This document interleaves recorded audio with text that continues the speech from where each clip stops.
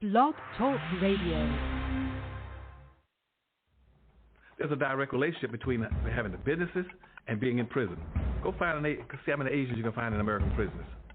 They ain't gonna be in there. But 51% of your prisoners will be black because blacks don't have any businesses and industries. There's a direct link. Blacks won't practice group economics. Black won't practice group politics.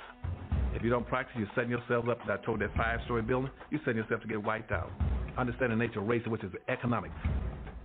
If you build the first floor, it's economic. Build your businesses and your industries. Control business and industry, and put that pulls in your money, and hold that money, and practice group economics with it. Arab and Asian money bounces 12 to 13 times what it leaves. Jewish money bounces 18 times. Black folk got to learn how to practice group economics. Black Americans spend every penny they get outside their own community. Then you take the money and the wealth that you get from that first floor and go to the second floor. The second floor is politics. You then take that money on the first floor and you control your politics. Black folk must quit allowing people to tell them to go out and vote. Vote for what? Nobody's going to do anything for black folk in politics. Politics is controlled by money, major corporations who got the money. That's what controls politics. If you have no money, you have no say-so, you have no benefits coming. So you take your money and you control, and you take your money from the first floor, you buy every politician on the second floor. And any politician you can't buy, you rent or lease them to get what you need. Then once you get the second floor under control with the politician, with your money, then you go to the third floor. The third floor is the police department and the court system.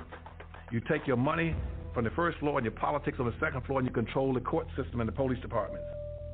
Then the fourth floor then is media. You then take the money that you generate off the first floor from business and industries, and you go after radio stations, TV stations, newspapers, and cable systems, so that you can now inform and communicate with your own people. Right now, black folk own and control less than 35 thousandths of 1% of the media in the United States. Out of 12,000 radio stations, black folk own about 75, 80. That's all. You own no cable systems. You don't have a daily newspaper. You have nothing of importance. You got about one black TV station. And so you can't communicate with your people. You can't inform your people. You can't do anything. You can have Rush Limbaugh and all the rest of the guys talking about racism all day long and bad-mouthing you, and O'Reilly. They can call black folk all kind of names all day long. What are you going to do? You can't respond. You can't communicate with your own people because you don't have an economic base. 51% of all the prisoners in the United States are black people. You only make up 12% of the population. That's no accident. It's because you don't control the economics and the politics. And they're going to go after the weakest people they can get their hands on to incarcerate them. That's the black folk. And what are you going to do in response to it when they over-incarcerate you? You're going to go out and have a march, a demonstration. We're going to march. March for what? Who cares? Marching has never changed anything. Adam Clayton Powell, for the first time, was defeated. Charles Rangel won in a very close election. Within a few years, Adam Clayton Powell would contract cancer and die. If we must die, let us not die like hogs penned in some inglorious spot. What use is an extra year or two to the man who kills the time that God has given him? Much of the story of Adam Clayton Powell is on display here in this anteroom of the Abyssinia Baptist Church. But there are many parts of the Adam Powell story that you cannot see hanging up on the walls, mainly the ironies in his life. Isn't it ironic that Adam Powell was such a loud voice that few people would listen to? Perhaps if his loud voice had been heated on the question of police corruption, there may not have been a Knapp Commission. If his loud voice about government corruption had been heated, there may not have been a Watergate. If his loud voice against hypocrisy on Capitol Hill had been heated, perhaps Wayne Hayes and Tom Dodd and Earl Butts and Carl Albert and countless others might not have been caught in such embarrassing situations.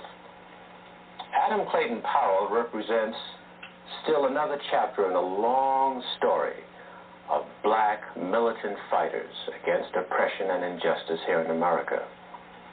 He wasn't perfect. He had his faults, but don't we all? The point is, he was a fighter. If he did play, He worked harder than he played. Most of all, he was a fighter. As I know here, you're in trouble. Where it says about 30% are unemployed. That's why I'm working hard to get this surplus food here. Some of you say to me, well, I'm not like you. I'm not a congressman. I haven't got education. I haven't got work. But you're a human being. And you know what you've got?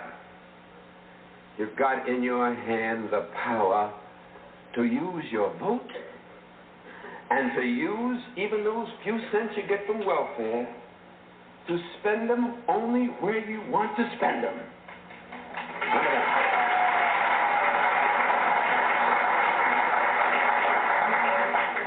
A young slave boy stood one day before the greatest ruler of his day. And God said to Moses, what's in your hand? And Moses said, Lord, only I've got a stick, that's all. He said, well, let me use what's in your hand.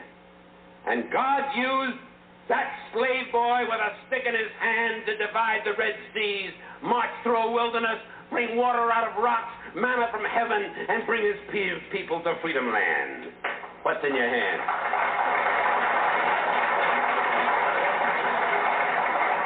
What's in your hand?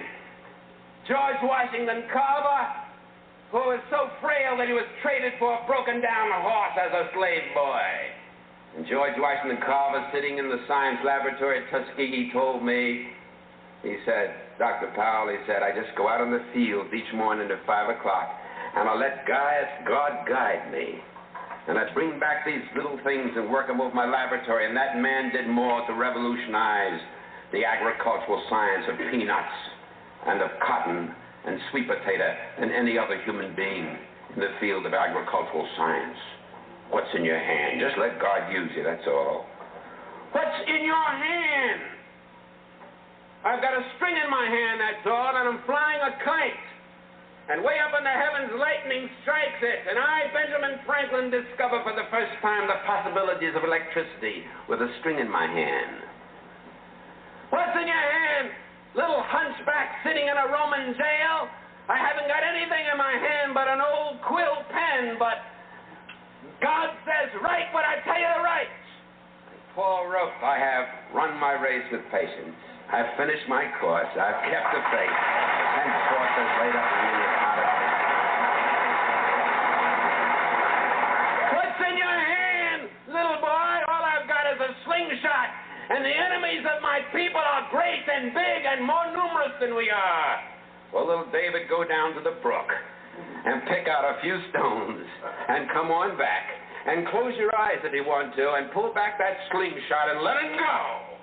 And David killed the biggest enemy, the leader of the giants, against his people, and his people became free, just letting God guide a stone in his hand.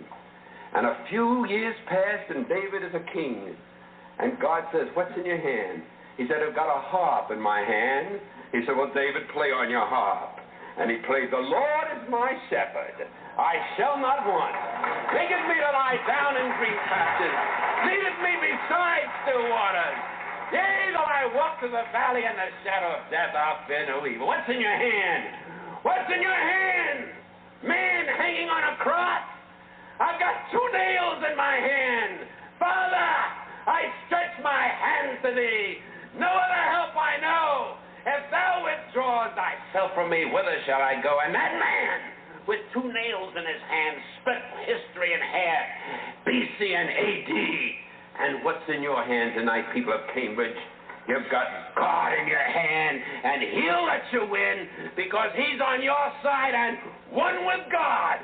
Always in the majority, so walk with him and talk with him and work with him and stick together and fight together, and with God's hand in your hand, the victory will be accomplished here sooner than you dreamed, sooner than you hoped, sooner than you prayed for, sooner than you imagined. Good night and God bless you.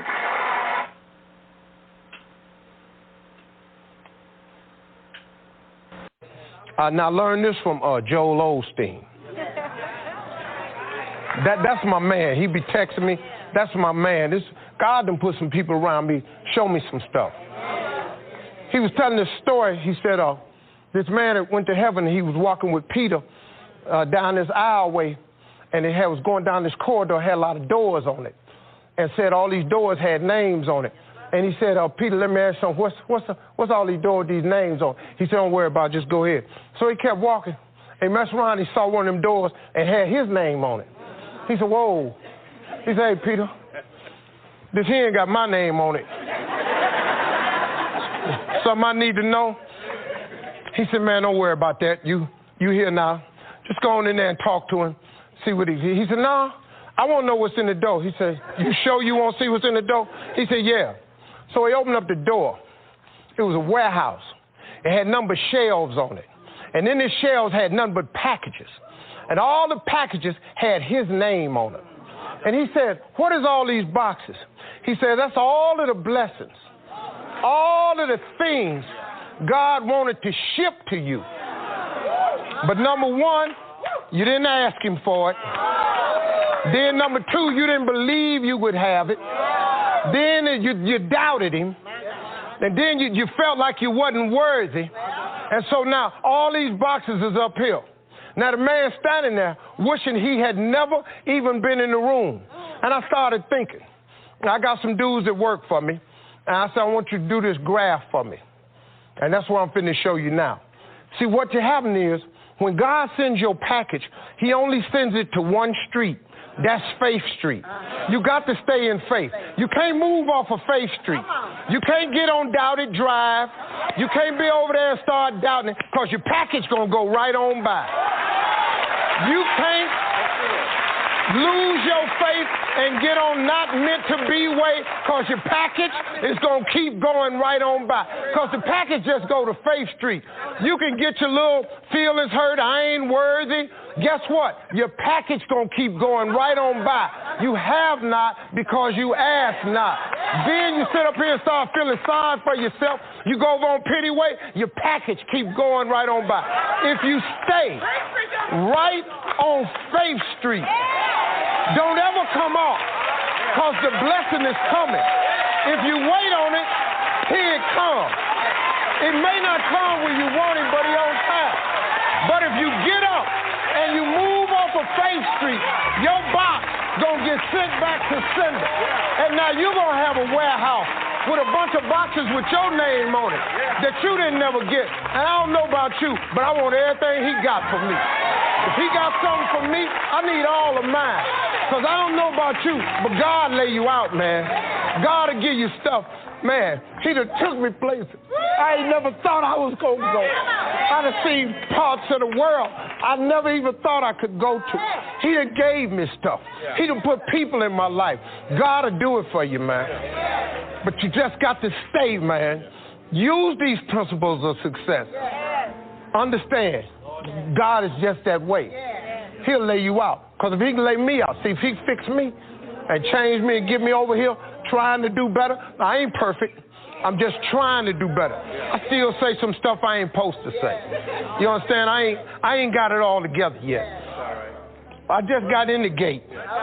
I'm a new kind of Christian, but ain't no lock on my gate either. So if you see, once you check me, I'm probably gonna check you back. But I'm getting better at that. I don't know how to love my enemies yet. I'm getting better at it, though. But it's a process. And the more times we can make people understand that it's a process, the more people can come in. And y'all people that have been good to me, that have been praying for me. I mean, man, my mama, if she could see me now, I just wish my mama could see me. Because she been praying for this here all her life. Watch my son. Well, he done watched me, mama. And I'm cool now. And my philosophy is very simple. I was who I was, but I am who I am. And I'm cool with both them people. Because who I was wasn't that bad cat. I made some mistakes, but I've been changed a little bit, and it's still a process. And the more people that you invite into the process, the better this is. Because ain't nobody perfect no how. So I really appreciate y'all, man, hearing me and listening to me. I'm going to ask Kirk Franklin. Many a young athlete entertains hoop dreams. Few, if any, have tried as hard to make them come true as the kid our Steve Hartman has gone to see. Every week, he set himself up for disappointment. Every week, 13-year-old Jamarian Stiles came to this community center in Boca Raton, Florida, hoping to play basketball with the other kids. And every week, he was rejected. They'll start picking teams, and I would be the only one left out. And then they'll just tell me, just go home and stuff. You can break someone's heart like that. The problem was obvious to everyone but Jamarian. He lost his hands and most of his arms as an infant due to a rare bacterial infection. But he insisted that was no reason to give up his hoop dreams. What about soccer? Have you heard of that sport? Yeah, hear it every day. Why don't you play soccer? That just seems like the obvious thing. You would think that I would be good at soccer. I'm really not. I'm horrible. Which is why, on the first day of class here at Eagles Landing Middle School, Jamarian took his case to basketball coach Darian Williams. Yeah. Said he wanted to be on the team this year. I said, oh, great, well, just make sure you try out. But you say, okay, great, but what are you really thinking? This man has no arms. Yeah. How is he going to play basketball? But, man, he told me, Mr. Williams, I've never been on a team before. Even if I don't play, I just want to be on the team. And how could I say no to that? And that's how the Eagles got their first armless basketball player. Jamarian, number 2 there, quickly earned a reputation as the hardest worker on the squad. He was usually the first one in the gym, usually the last one to leave. Still, he sat on the bench most of the season. Try one more. Until last month. Coach put him in the game with about 6 minutes left. And when he eventually got the ball on the far side of the court, everyone yelled, "Shoot it!" So he did, and sank a three-pointer. And if you didn't quite see that, don't worry, because shortly after, he got the ball again, this time on the near side, for another three-pointer. At the buzzer, Jamarian Stiles, the kid no one would pick, was now everyone's hero. Needless to say, today, Jamarian can play all he wants at the community center. He just made the volleyball team and has every intention of playing football next year. Really, the only thing he won't play is the victim. If I could wave a magic wand right now and give you your arms back, would you want them? I don't need them. You don't need them? No. Who needs hands when you've got this kind of touch?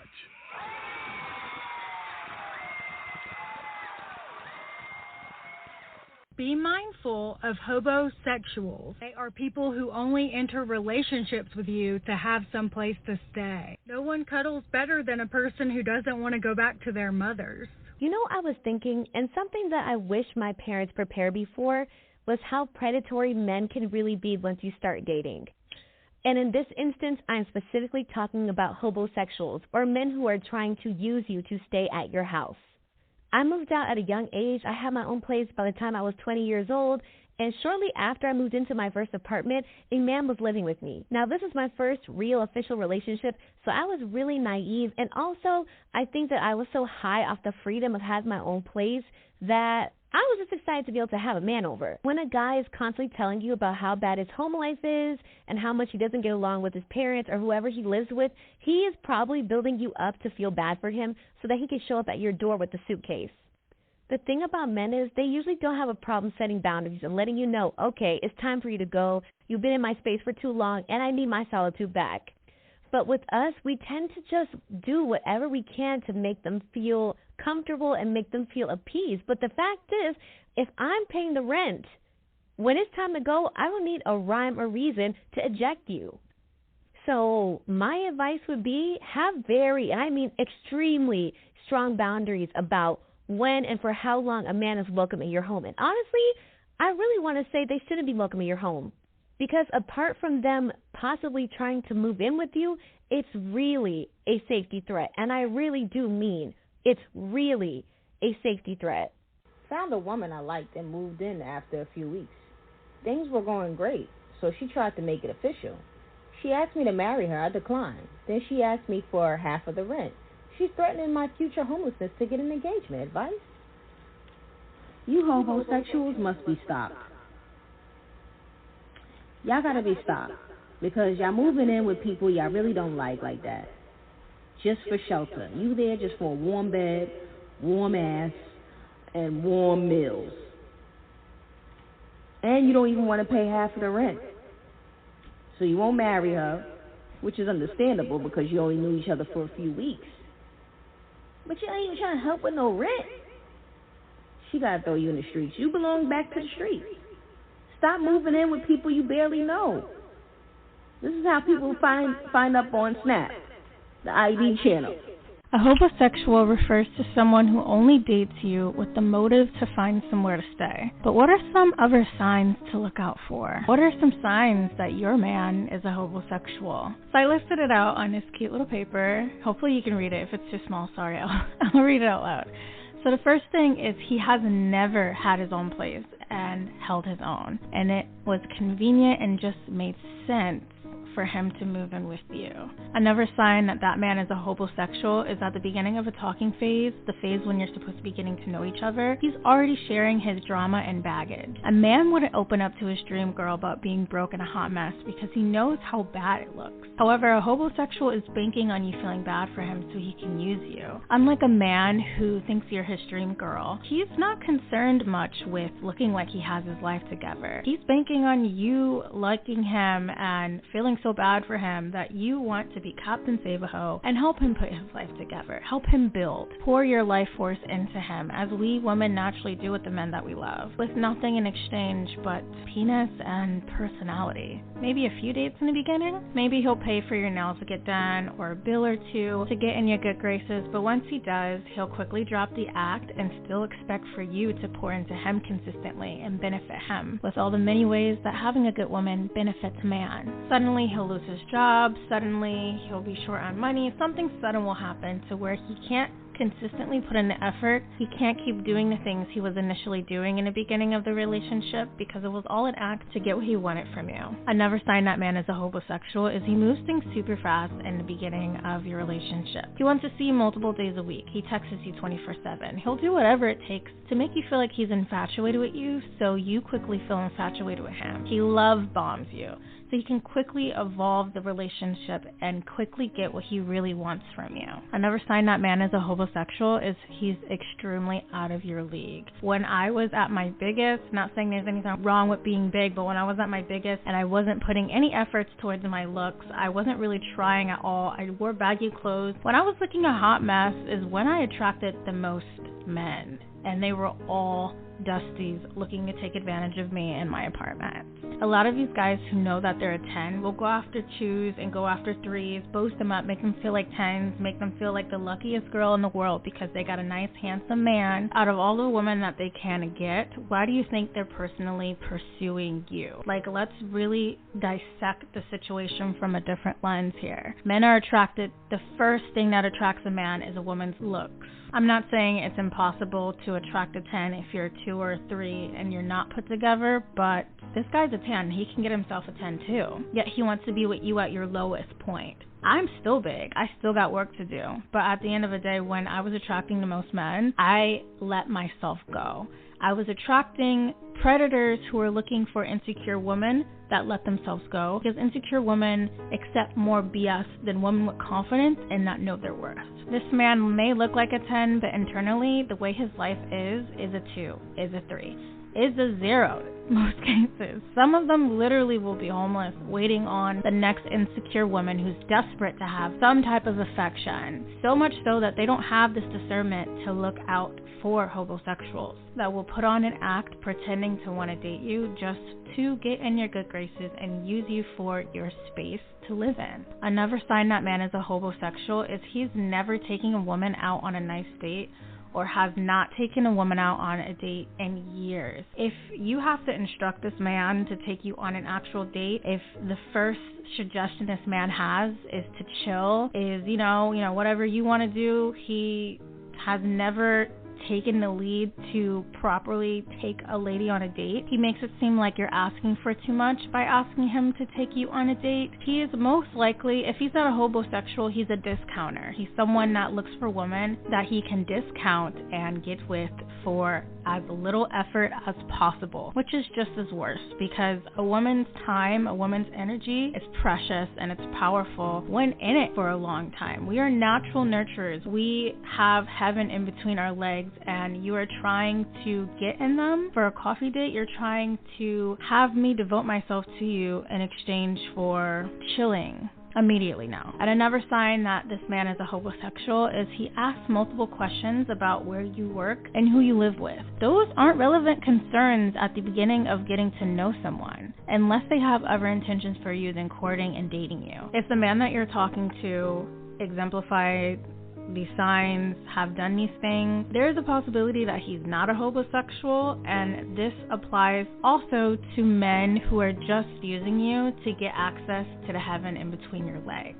And you might be a woman who's thinking, there's no way a man will lie and say that he loves me. A man will do all these things and say all these things. He's planning this trip and, he looks into my eyes and says that I'm the one. Men, I would need to express that men will say absolutely anything to get what they want. Men think and act completely differently, function completely differently than women. So you as a woman thinking like, I would never put in that much effort and lie and put on a whole facade and personality to just have sex with someone. That's you as a woman who wants love, who wants safety, who wants protection, who wants security. That's not how men think, who are acting on survival and need sex like water and need shelter because they can't afford, or at least they don't want to put any effort to afford their own place. I'm not saying all men are liars. I'm just generalizing what a lot of men do, so use your own discernment and beware. You're in for a scare. Okay, let's get back to the video. Basically what you do is you go over to girl house, you know what I'm saying? This is the first time she lets you come through, you know what I'm saying? You got to hit her at her house the first time. This is the only way the plan's going to work. So you get her to let you come over there and hit her at her crib. You dog it down. You feel me? Beat the doonies all the way down. You feel me? And then fall asleep. You know what I'm saying? But you got to make sure it's on a day that you know she got to go to work in the morning. You feel me? So you come over there, kill it, fall asleep. If she wake up in the morning and just go to work and don't wake you up and tell you to leave or nothing like that, then just don't never leave. This is the dating scene right now. You told me you love me. I had to. I was homeless. I call that hobosexual. Hobosexual. I tried to say he begged me to say it. Say I'm not saying, I just wanna play. In the party, this one wrong. Are you gaslighting this woman in her comment section about how she should feel bad for not giving this man the time of day because he's homeless? That's not what she wants, nor any woman needs. The men you date should be gainfully employed. Okay? He should be able to provide for himself and for the woman he is courting. That is his responsibility. He's not meeting that need if he's homeless. He has other problems. And his problem to find shelter is not her problem. That's not what she wants. It's not what she's looking for. And no one deserves to take care of someone with that huge baggage on them. So do not make anyone feel bad for not wanting to deal with that. It's like a tactic men use to lure women in so they can find shelter. Don't be a victim. Don't be a placeholder. Because he knows what she brings to the table. It's a lot of men out here that don't even want to be with the woman. They just don't want nobody else to have her because they haven't found no one else to replace her yet. Most men don't want to be with her. They just in survival mode. They need somewhere to stay. They're using her for something, whether it's physically, emotionally, whatever it is, he's using her. A lot of loyal, good women lose themselves because they emotionally invested into this one man, and they're not one of those girls to just hop on this person, hop on this person, hop on to this person. So, and he knows that, and he used that as his advantage to manipulate her to make her feel small, maybe make her feel ugly, make her feel like she's not worthy enough for another man to come in and take your spot.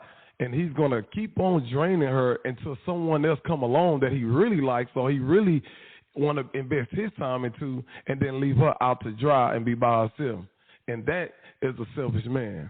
Meet me at the top. Then they have the nerve to ask what I bring to the table in a relationship as if I didn't buy the whole entire table. Exactly.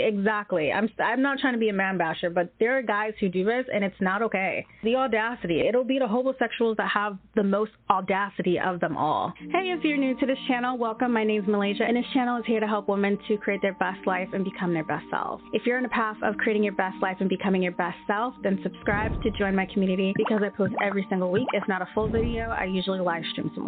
I've seen this way too much, especially in the Black community. It's normalized to the point where if you want something otherwise, if it's like foreign. I'm looked at as a foreign entity for wanting a provider as a Black woman and not housing a homosexual. And I've had people in my family try to bring me down for not having a boyfriend, not living with a man, and it's because I refuse to house a homosexual.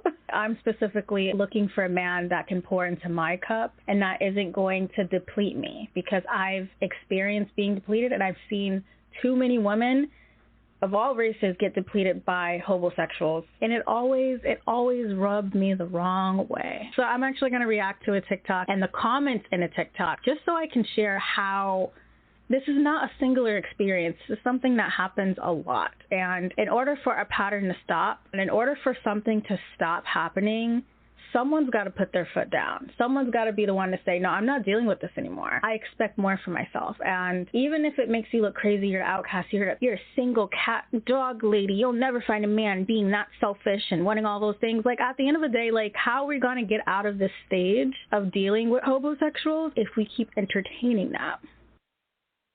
I know for some people it may not be realistic to put your foot down on something that's socially accepted and pushed in certain communities, but that'll never change if we don't, as women, if we keep allowing for men to do this. And not everything's black and white. I know there's certain circumstances where, like, a man really does need a woman to build with, and, you know, things happen to men just as much as they happen to women. Like, not every man is a leader, not every man has the opportunities as other men or as other women, but at the end of the day, excuses are excuses. Are you going to entertain them, or are you going to put your foot down? And I'm specifically making this video for women who have a community of people where this is normalized and people are pushing you to also do this, but it doesn't align with you either. Those that have learned the hard way have preached to me, like, yeah, I agree. Like, I wish I knew this when I was your age, so I didn't let this man ruin my life, impregnate me, leave me.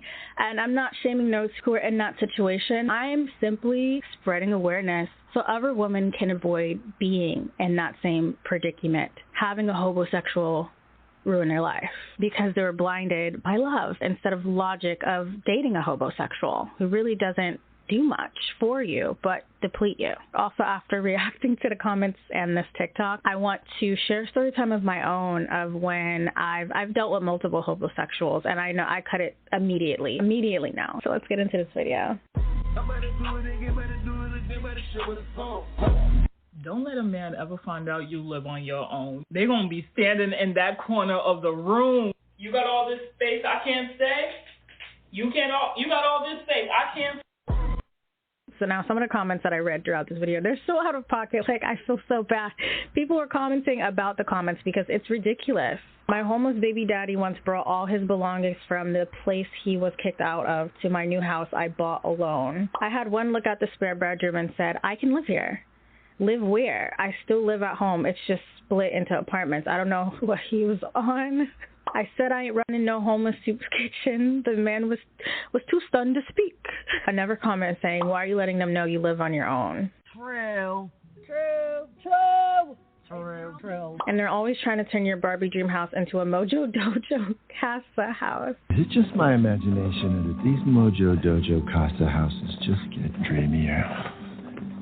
That's because they're dream houses, mother. Don't look at me! He was like, for the house, I was thinking we could. Who is we? This is my house. I actually had That happened to me once. I had this man who came over to help me. I asked him to come because we already had, like, we were doing business together, and I asked him to, like, build something for me as a favor because I thought he was hot, you know. I was just trying to find an excuse to, like, have him over. And it became a routine, and he really got in my, he was really trying to get in my good graces. Like, he'd bring champagne every time he came over, and he would do a strip show for me. He was so freaking handsome. I'm talking, like, model-esque handsome. He was a complete, and I remember he saw my room and he was like, your TV, my TV's like right across from my bed. Like, I'm looking at it right now. And he was like, your TV should go, you should have put it in the middle of the wall so it's easier to see all throughout your room. And I'm like, okay, cool. But I decided to put it here because I think it's just convenient having the TV where my bed is because I like to go to bed watching YouTube and TV some nights. It's like, who are you to be telling me where I should be putting my furniture? And I didn't peep it until later what was really going on. So that comment, I can relate to that. Oh, he said my room was too pink for a man. I said, good thing a man doesn't sleep here. My apartment is definitely the same way. My username isn't just a YouTube princess. I literally live like a princess. I have little tea parties and my apartment, my room, my bedroom looks very like cottagecore, like Disney princess, like girly. One guy was like, I don't know if I can move to the suburbs. Sir, you're not invited. I've noticed that homosexuals are very slick. They'll like throw in subtle hints that they want to live with you, and if you don't catch them, if you don't like put them in their place, it will escalate to them showing up with their stuff and just never leaving, which is a comment I saw earlier. He was on the phone with his homie and said, I'm at the house. The house? Whose house? My house? I always thought this would be our house. Oh. Had one tell me, at least I know I can come here until I find another place. Who said that? Then they have the nerve to ask what I bring to the table in a relationship as if I didn't buy the whole entire table. Exactly. I'm not trying to be a man basher, but there are guys who do this, and it's not okay. The audacity. It'll be the homosexuals that have the most audacity of them all. And if you don't have enough self-love for yourself and awareness to realize it and spot it and stop it in its tracks, you will be dragged through those tracks. No, get out of my Barbie dream house. LMFAO, no one time a dude told me, how can I trust you if you live alone? We should work on living together. Get out. That's clever. That's a clever one. I'm sure that worked for a lot of people. Say, you made a big pot of chili and I can't have any, blocked because did you buy the pot or the beef? I am all for being generous, but I hate that it's normalized for women to do backflips and cartwheels. Not even just in real life. In the media, you see TV characters doing backflips and cartwheels and all these intricate techniques and just revolving their whole lives around men that haven't did anything for them, as if we don't have any other purpose, like as if we can't be happy on our own without a man, as if we're supposed to chase them. You gotta be kidding. She washed her car yesterday.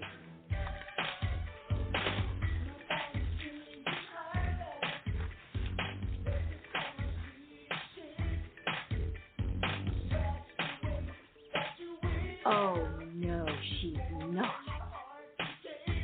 Yep. She's bringing out the big guns.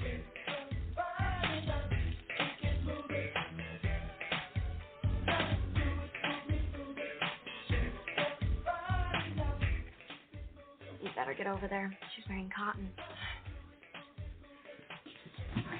What am I supposed to say to Mike? I saw you half naked and I thought I'd drop by? What's that? A piece of Mike's junk mail we got by mistake. I held on to it in case of an emergency. God bless you.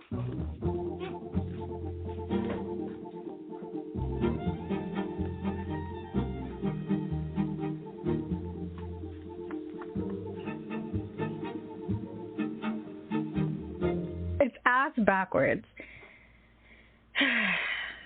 I'm starting to realize a lot of things in this world is ass backwards, but that's for another video. Not even rent. I own a $600,000 house. Ooh. Get a girl. Not even rent. I own a $600,000 house by myself. That's why any man who wants me has to have something similar.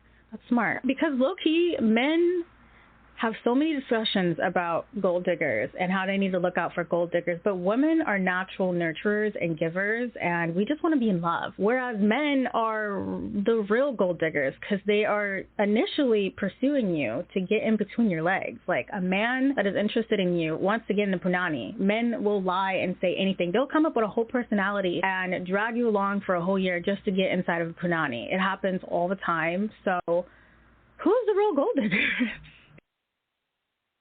People always talking about gold digging women.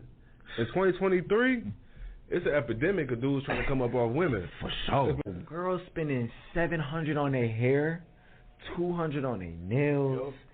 Still got the car. Yep. Bro, they spending a bag. Grimy dudes out here, they watching y'all Instagram, taking this trip.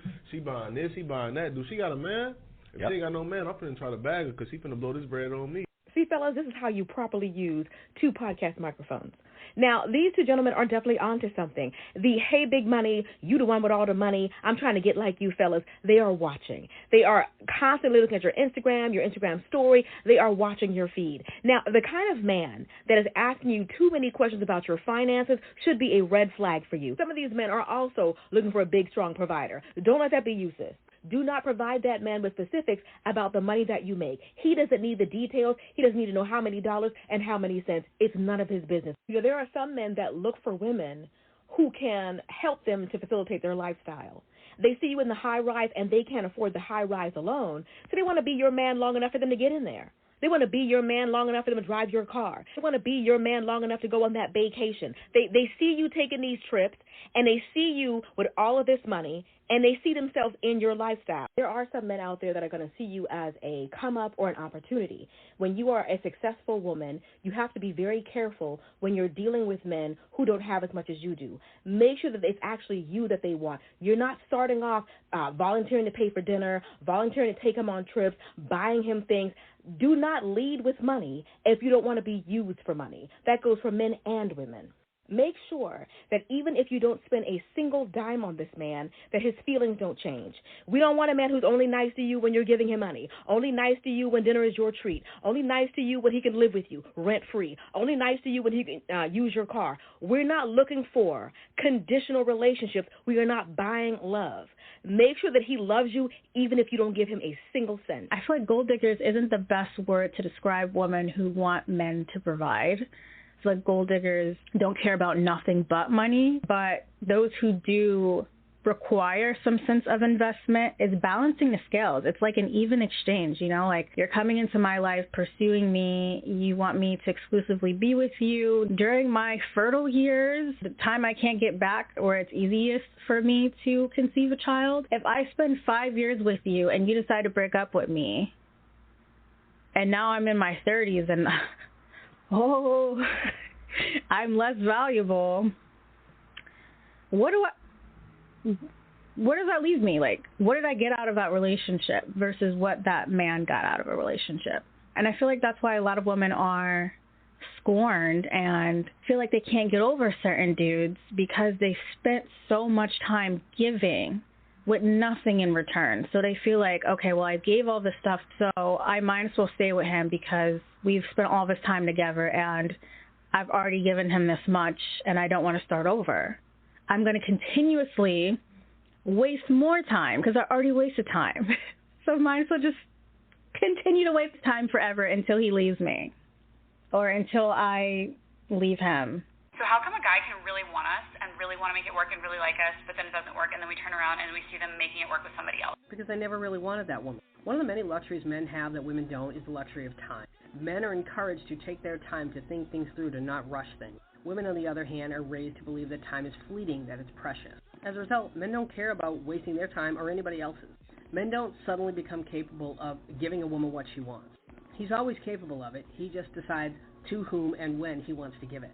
In the meantime, he'll gladly waste some woman's time and treat her as a placeholder while he explores his options. And he does that by acting like a committed partner, knowing that a woman will pay more attention to his actions than his words. My roommate guy was like, I hate sleeping on bunk beds at my mom's. Like, he ain't 32. I've noticed a lot of guys will live with their parents until they're like in their 30s, 40s even. And I'm not bashing men. I understand how that could happen. But it's like when you go and target a woman who does have her life together and then expects all of their, men called me stuck up when I cut them off for not having a home or a car, and they were older than me. My aunties put me on game long ago. That's good. I learned from the mistakes of people I've seen and aunties on the internet. Sprinkle, sprinkle. If he doesn't have his own place, he couldn't step foot in mine. I usually am not someone who's judgmental about that. I've always, didn't really care. It's just, it becomes an issue when you are expecting things from me and you're, not doing anything but taking things from me. And, because we're talking, you think you own the things that I own.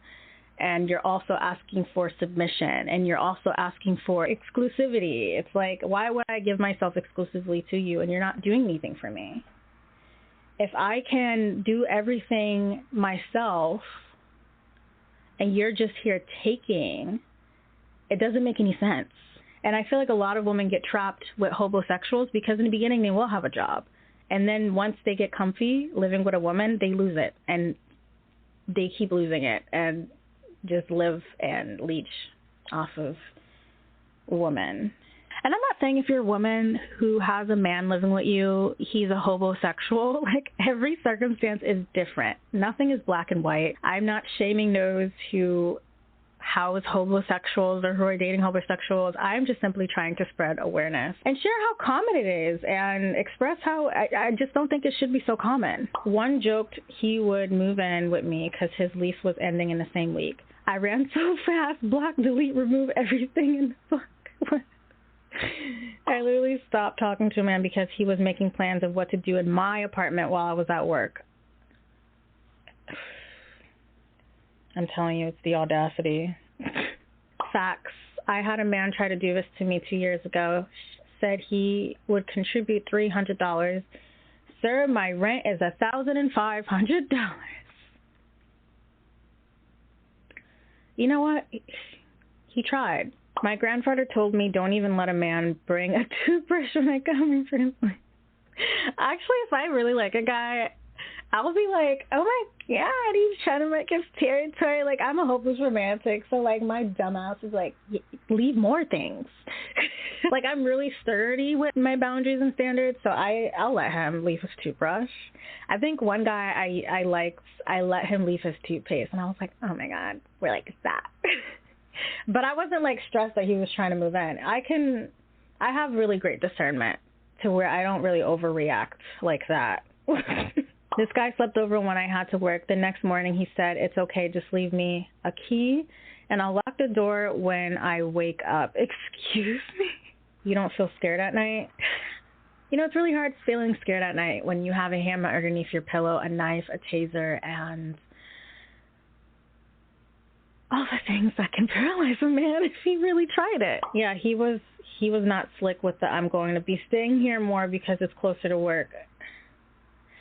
I would probably fall for that, I'm not going to lie. If I really like the guy, I'd be like, okay. But I'll know when to stop it in its tracks. I was dating a guy where I wish he would come over more and cuddle me more and stuff. And I guess it eventually leads to you wanting to live with them. So that's why I'm not really so judgmental of those who have homosexuals living with them, because it's it benefits a woman in some way, obviously, having a man live with you. You have some protection, you have a constant cuddle buddy, and it's nice. But I'm not playing house with someone who isn't my husband.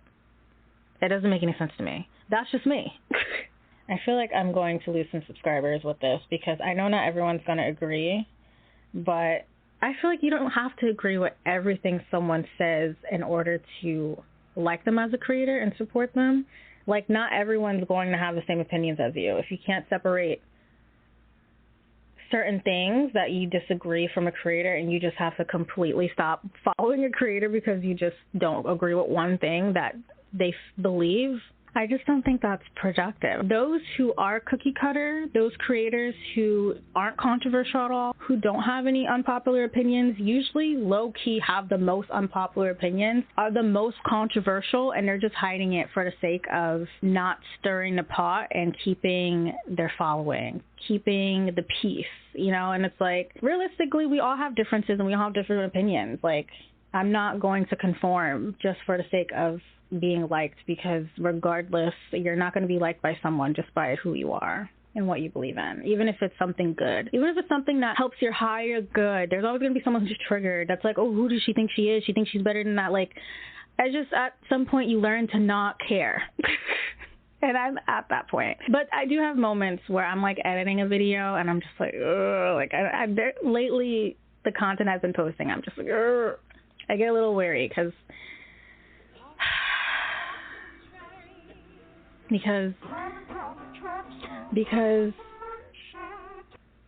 there are more people that vibe with what you believe in and that love you for who you are than people who dislike you for who you are and want you to be this cookie cutter thing that makes everyone happy.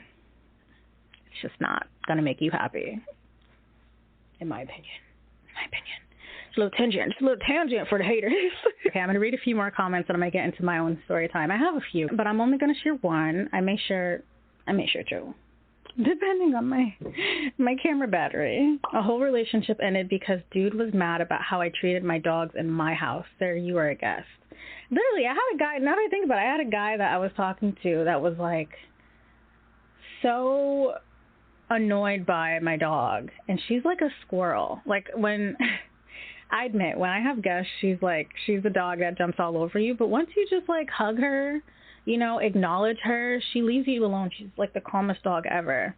She's not hyper the whole time. And whenever I had this dude over, he would like have me I would have to kick my dog out of my room because he didn't like dogs. And it's like, not like she's a pit bull. And it got to the point where I'm just like, listen, if you can't figure out a way to like coincide and exist peacefully with my dog, then you're not going to exist peacefully with me, because every time you come over, she's going to be here. She's not ever going to like you if I'm over here kicking her out of my room every time you come over. Like, you are a guest in our house. This is Pepsi's house. Pepsi runs this house. You can't respect the owner of the house. You got to go. You got to go.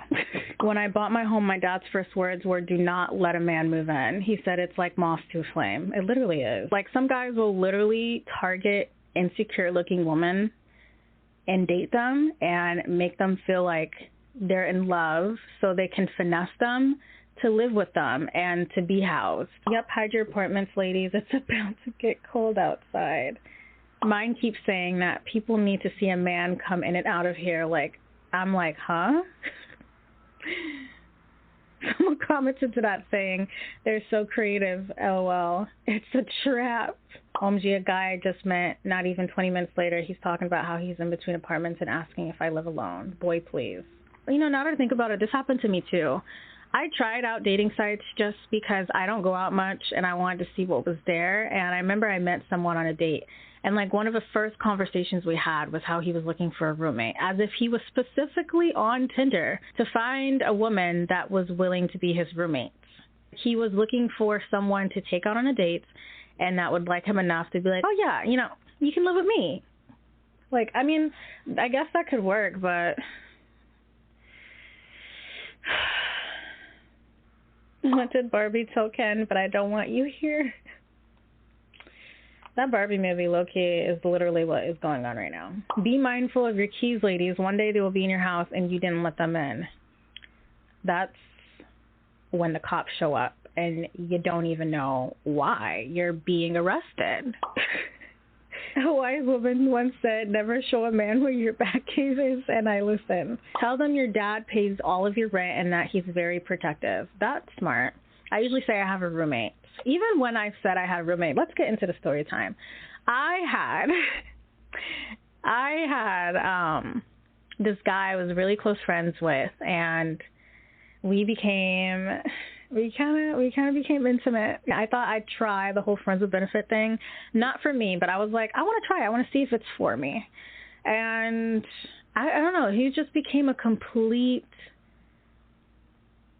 jerk when we were having those relations versus when I was his friend. It's like he treated me completely differently. It's like the disrespect meter was on absolute high, and it led to me having to cut him off because he was just being so inconsiderate and rude. I remember after cutting him off for treating me really badly, lying to me and whatnot, after like a couple months, he called me and was like, my mom kicked me out and I have nowhere to go. He knew I had like my 1-bedroom apartment and everything, and he was just giving me this whole sob story about like how all his friends cut him off and now he's calling me because he has no one else. And I'm like, I already cut you off. So you're basically admitting to the only reason why you are contacting me is because you have no one else. So if you had someone else, you wouldn't have contacted me.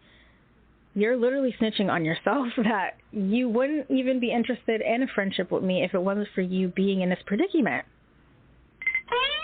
And then he asked me how I was doing, and after I answered, he swiftly was like, do you need a roommate? And I was like, no. And I said it so harshly. He was like, damn, you said that pretty harshly. And it's because the little girl in me who vowed to never, ever deal with the hobosexual relations was like, I didn't even expect for it to come out that way. It just came out extremely harsh because my inner child was like, no, I do not need a roommate. And he went back to his mom's house because he wasn't willing to get his own place and like to do work to get his own place. He was looking for a woman to let him live with for free. And I'm just not that woman. And getting to like the last comment I read, prior to that, when we were friends, I was planning to move with my friend and we were going to get an apartment together and be roommates. And I remember he was like, you guys should like let me live with you guys. And this is like after I stopped sexual relations with this guy, and he had a girlfriend. He was engaged. He was like, you should let me live with you too. And I explained to him like, my friend doesn't feel comfortable with that, and I don't feel comfortable with that. We've literally had sexual relations. How would your fiance feel about that? And he was like, oh, she doesn't have to know. I'm like, because like I don't even condone that. That's not something I would want my man to do. So why would I be an accomplice to you doing that to another woman? I'm a girl's girl. You can do that with someone else, but you're not going to do that with me. No matter how much I tried to explain it to him, how it just wouldn't work, he kept convincing me every phone conversation, you should let me live with you. And he would still flirt with me, even though we weren't talking. And I'm like, dude, you are not living with us. So that comment kind of reminded me of that. That's my little hobosexual story time. I have more. I've seen a lot. I had a friend that she had her boyfriend move in with her. They both had jobs, and as soon as he moved in, he lost his job. And they had to try so hard to get him to apply to new jobs, and he would just play video games all day. And eventually, he moved his mom into her apartment. So now it was him and his mom, and it was like to the point where she struggled to make and call the shots in her own home because her boyfriend's mom was like calling all the shots, and she was like trying to figure out how to simply lay down boundaries with his mother. That's how far it can go. That's how far it can get if you don't have strong boundaries and standards. If you're too blinded by love, you'll allow anything, and you won't realize it until it's too late. And you're just like, oh, well, I've already spent so much time with him, and it's just so hard to leave. I'm already too attached. Don't. If you are a woman who lives alone, don't. Yeah, that's my little PSA. I was thinking as I've been transitioning into content for women to create their best life and become their best selves, I just really wanted to talk to the young woman who might be susceptible to this, to just be aware and know how to prevent something like this. I hope this video helped someone. I know it definitely triggered someone, but that's not the intention of the video. The intention of the video is to spread awareness to a problem that needs to be solved. Have you ever encountered a hobosexual? If so, share your stories in the comments. And make sure to subscribe, give this video a like, and I will see you in the next video.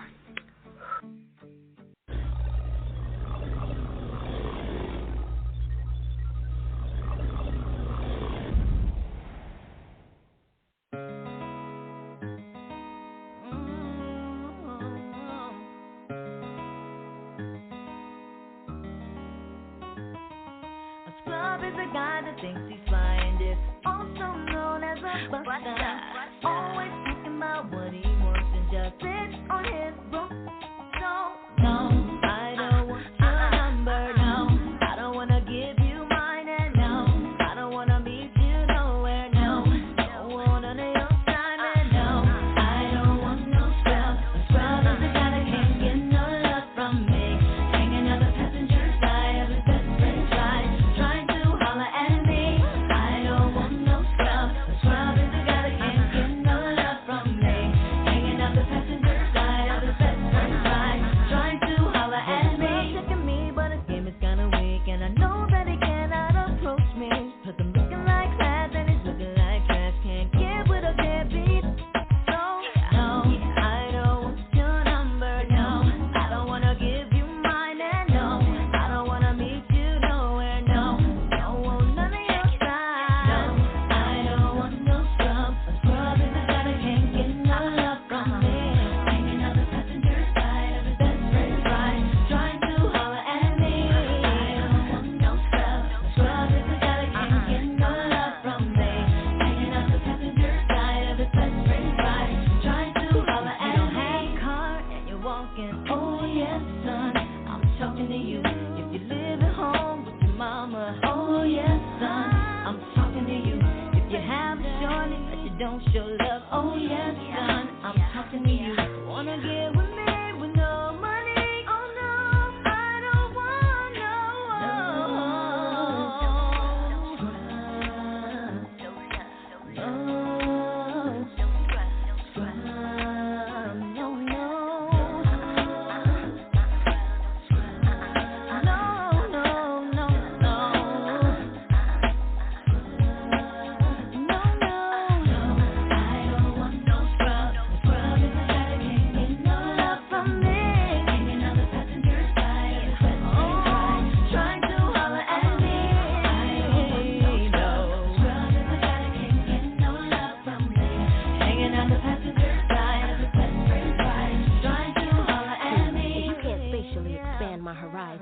Then it leaves you in a class with scrubs, never rising. I don't find it surprising if you don't have the G's to please me and bounce from here to the coast of overseas. So, let me give you something to think about. Inundate your mind with intentions to turn you out. Don't forget to focus on the picture in front of me. Do it clear as DVD on digital TV screen. Satisfy my appetite with something spectacular. That's your vernacular, and then I get back to ya with diamond-like precision. Insatiable is what I envision. Can't detect acquisition from your friend's expedition. Mr. Dick Willie, if you really wanna know, act silly. Could I be a silly? Not really. T-bars and all my senoritas and stepping on your felines, but you don't hit me though. No, I don't want no scrub. A scrub is the guy that can't get no love from me. Hanging out the passenger side of his best friend's ride, trying to holler at me. I don't want no scrub. A scrub is the guy that can't get no love from me. Hanging out the passenger side of his best friend's ride, trying to holler at me. I don't want no scrub. A scrub is the guy that can't get no love from me. Hanging out the passenger side of his best friend's ride, trying to holler at me.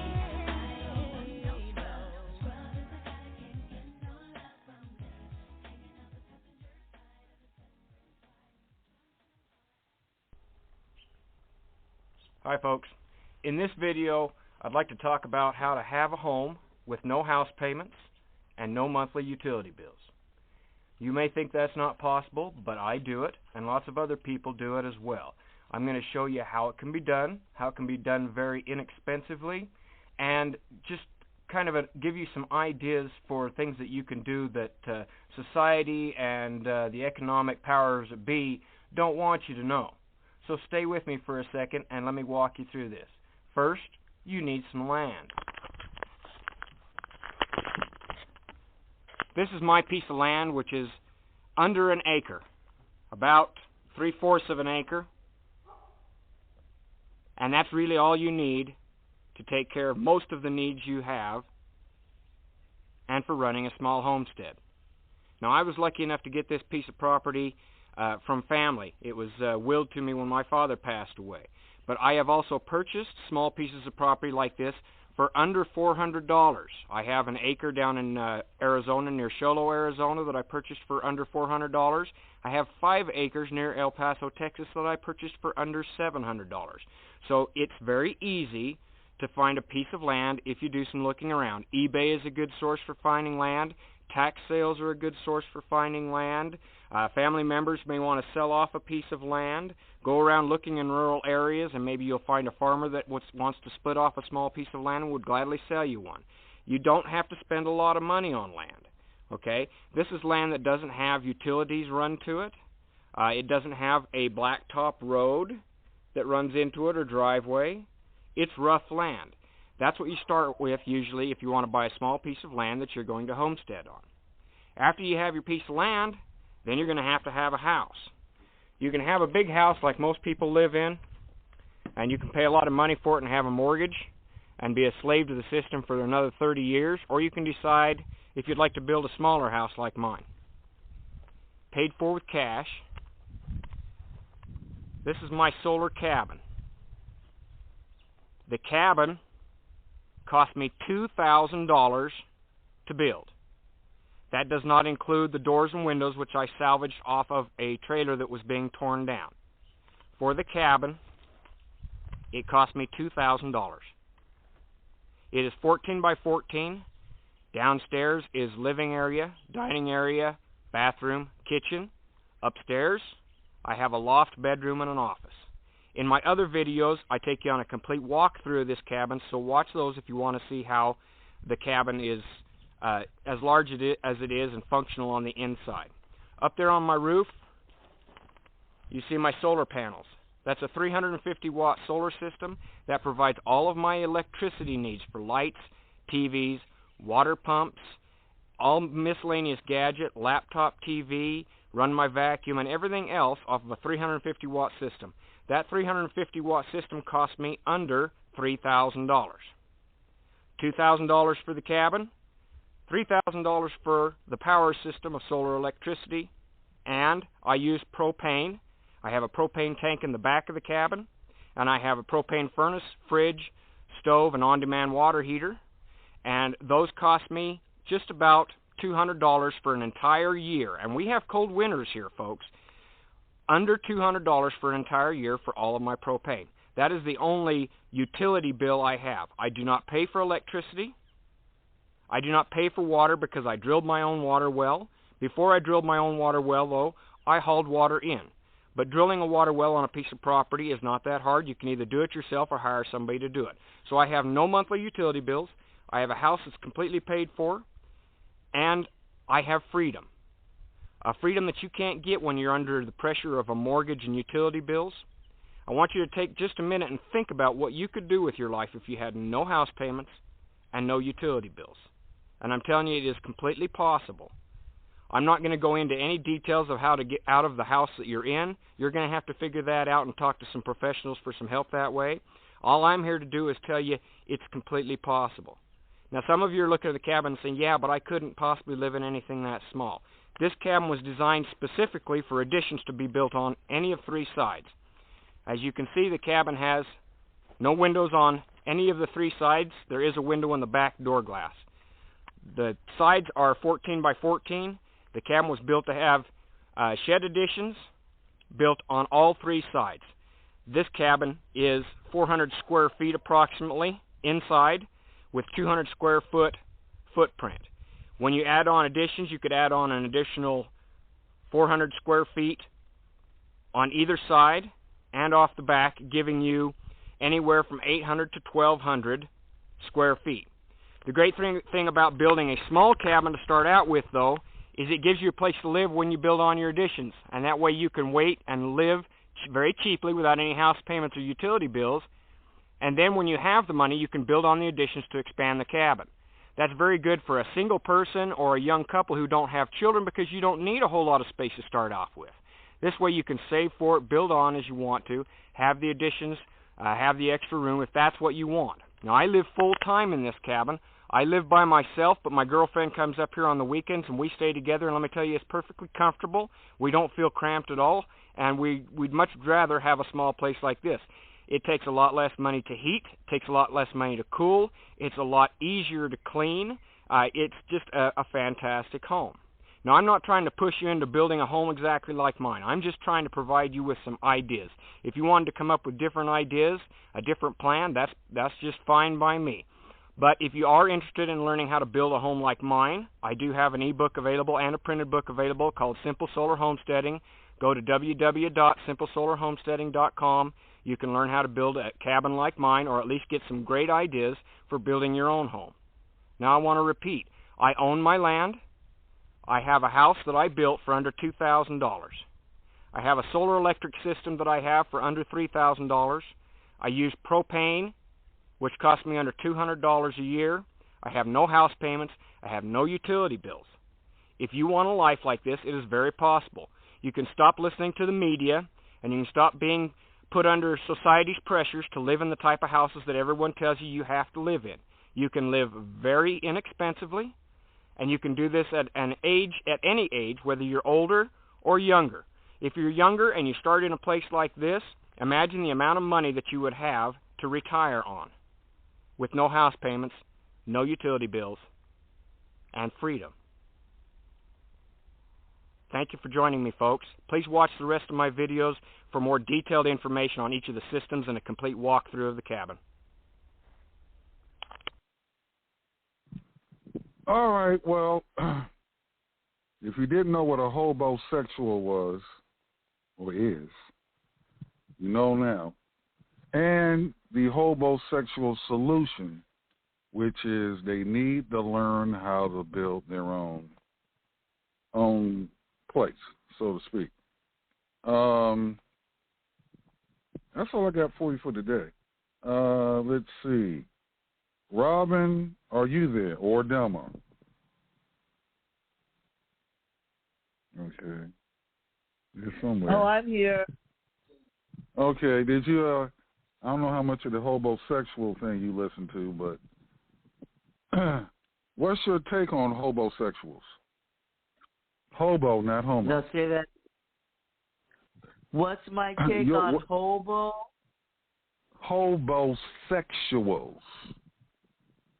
People and there are books written on this topic of hobosexuals. There are videos on hobosexuals. There's plenty of content on the internet about hobo, H-O-B-O, sexuals, one word. Hobosexuals defined is people who get into relationships for the primary focus of not becoming officially homeless. Yeah. Anytime someone enters a relationship for material gain, I have a problem with. So I was homeless 15 years, and there were situations where some guy would say, "Oh, girl, come here, girl. You could come stay here," you know. And when I went and stayed there, they wanted sex. And they didn't even want a relationship. They just wanted sex in exchange for me sitting there, staying there. And I quickly learned it didn't matter whether I gave in or not, because if I did give in, once they got what they wanted, they would still kick me out when they were done with me. Ooh, that's rough. So, that's rough. Yeah, very rough. And so that's why I would always prefer to go to a shelter before I would go to a friend's house, someone's couch, or a hobosexual relationship, because it's really it's not safe. You can get into some unstable situations. Plus, it's not right and fair to use someone. It's just not. That's true. You know? That's true. You mess around, let me find some dude that's just in a relationship with me so he's not homeless. Oh, he gonna get beat up and down. Well, there's quite a but few yeah, of them. I know it's a real thing, but yeah, if you could go enter into a dangerous situation. There are people that are looking for people that are disadvantaged because they take insurance policies out on them, and then they come up missing, or they. Well, that's true. I've heard of every blue moon. I hear of a story of somebody who's taken in maybe one, maybe even two homeless people, and then they end up dead. Then of course, it doesn't take. The insurance company has their investigators on top of the police. And you find out it wasn't insurance. They took him in for the insurance money. Yeah, insurance. And the person that they took in didn't even know they had insurance taken out against them. Yep. And now you have to get someone's signature. You can't just arbitrarily, unless you have but people will forge, or they'll steal your identity. And they'll use your Medicaid card and use your medical benefits and your food stamp card and like that. So, or they could be unstable. They could be dangerous, violent, a psychopath, a sociopath. It's just. What? I wonder. I had to do a little homework on him. I wonder if Ted Bundy ever was a hobosexual. I wonder if he moved in with women. No, because his lair, if someone was living with him, they would have seen his tools and his whatever, you know what I'm saying? Mm-hmm. And his habits and all of that. So no, And he was. Hold on, just a second. I'll be right. Right. Okay. Anyway, today we're kind of just taking a light topic, hobosexualism, and the title of today's live stream is "Hobosexual: A Homeless Distinction." And hobosexuals can be men or they can be women. But they enter into relationships, their primary motivation is to have a roof over their head. They really don't, the person that they get into a so-called relationship with, we're talking about an intimate or romantic relationship, where you meet friends and family and go on dates and all that. The person that takes them in typically is sincerely in love with this person and whatnot, but the hobosexual, that's H-O-B-O, not H-O-M-O, the hobosexual, one word, and like I say, there are videos on this, books on this, a bunch of videos on it. They're ready to keep a roof over there. I think it's a dangerous situation for the whole, it could either or, but anyway, so light topic today. 254, good morning, and what's your take on hobosexuals? Real simple, something that I told myself many years ago. Don't do it. If you're shacking, you're lacking. Oh, I love it. You need to get a T-shirt with a T-shirt made with that, Willie. If you're shacking, you're lacking. Man, but it's true. Yeah, because I tell you, back when I got my first house, I was a single guy. As soon as I got this house, all of a sudden, the couple girls I kept trying to ask out, all of a sudden they interested. They want to come see the house. So then once they saw the house, they said, I can stay in this room over here and help you with your house payment. I said, no, you can't. My dog is in that room right there, and he's helping me with my house payment just fine because he don't eat that much.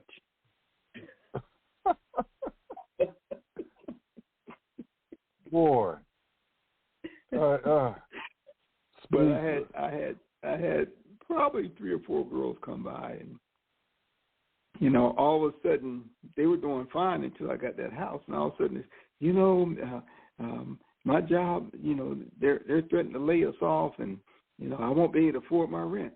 Well, okay, I'm sorry to hear that, but you're not coming here.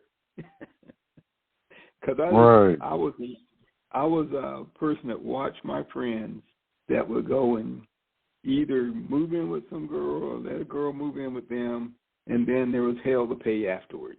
And I said, I am not doing that. Yeah, I can relate to when I first got into real estate. I was like 25 at the time. And women that wouldn't give me the time of day. I don't even know how some of them find my phone number. One was an ex-girlfriend. So I met back with up her and took out to dinner one time, and then she called me back, invited me on some foray that her family had. And basically, the reason why she probably called me is the tickets cost $19. So she figured, well, he's got $19, and he's presentable to the family. So, but after that, we didn't see each other. Soon after that, she got married to somebody. But anyway, but yeah, but if you're shacking, you're lacking, and that's the truth. I agree with it, both men and women. Mm-hmm.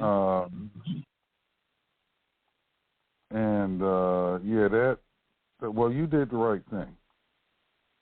You definitely did the right thing.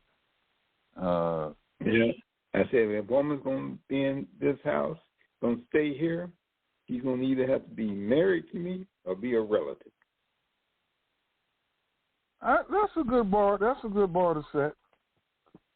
Because the marriage symbolizes, commitment and whatnot. And if they just like the one that you said, or suggested that they can take whatever room. Mm-hmm. They can bring over guests that, you might not approve of. And that's a headache in itself right there.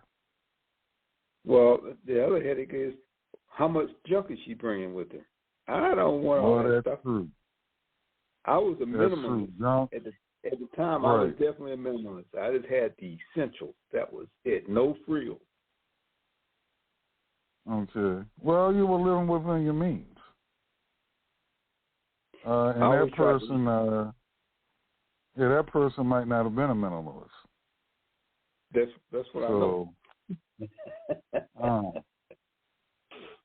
Now, where were they living when they suggested that to you? Those ideas to you? Oh, they had their own apartment. They're in an apartment. Okay. Yeah, they had a place, but they thought that this would be a better place.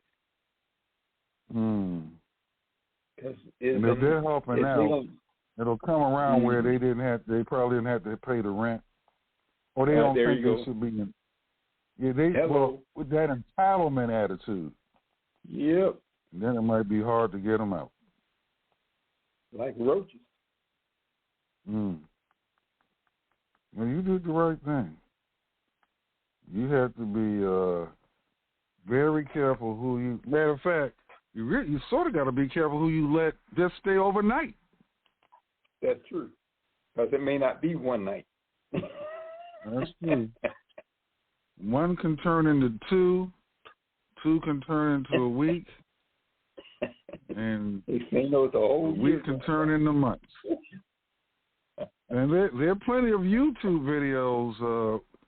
Airbnb, everybody knows Airbnb is short term. It's a short term business model. You know, people come in for a day, weekend. You know, if they got a job or whatever, could be a week, or maybe if it's a traveling nurse, you know, a few months. You know, 2, 3, 4, maybe 6 months. But it's short term. That's Airbnb's business model for everybody. But they do have, you hear, and they have YouTube videos on this, Airbnb people that their intention, you don't find it out until it's too late, is to not leave right away because they know how to manipulate the system on knowing that they can't be, you know, you can't physically put them out. So, but if you're shacking, you're lacking. Well, you were able to recognize that was a potential problem, so you didn't let her in to stay short term anyway. That's correct. So your standard, relative and or married. Okay, well, you're married, so that eliminates, you've been married for quite a while, so you got that base covered. So the other option is they have to be a blood relative. In good standing, I imagine. Yes. Because relatives, they can cause a problem. So yes, they can. Because they have the same mentality. I'm entitled to be here. Right.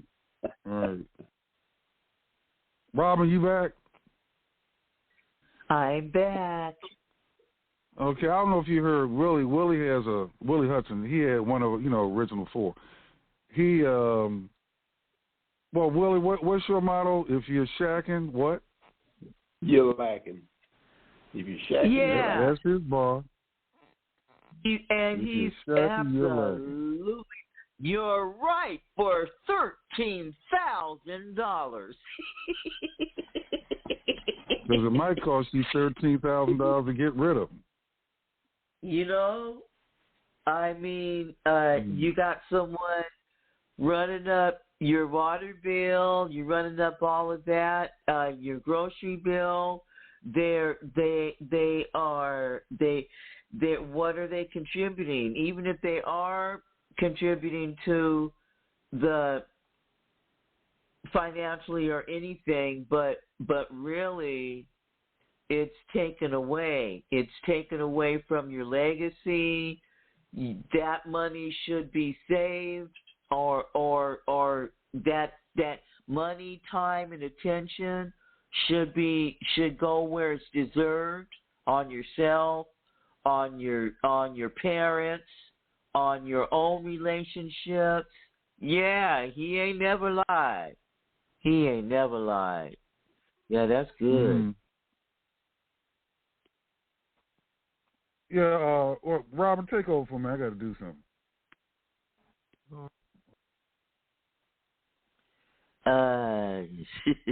Well, does anybody have anything? Delmar, say something, Delmar. I see you. Good morning. Good morning. How are you? I'm blessed. I didn't catch the whole context of the conversation because I've been in and out doing things. So I can't. We're talking about hobo. That's HOBO. Hobosexuals. These are people that get into relationships with people just so that they have a place to live.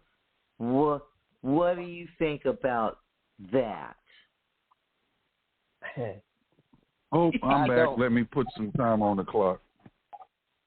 Okay, I was asking Delmar what he thought about hobosexual, and he said, go ahead, Delmar. I don't think about it. That type of lifestyle, I just don't go with it anyway. I try to keep consistent with my teaching, my beliefs as a preacher of Christians, and that stuff gets real shady. And I think the Bible teaches avoid problem. Don't get into it and try to get out. Just that's a problem. Looking for a place to sack up. So I don't encourage anybody to start some kind of mess that you can't. There are certain things that come into your life. Like when you see a roach, there's no such thing, one roach. No such thing. One mice, no such thing, one mice. Or one rat. They come in families. And if you don't get them out as soon as you try to kill it, it's going to be a problem. So those type of things just don't even start it. No kind of way. Very good observation. Yeah.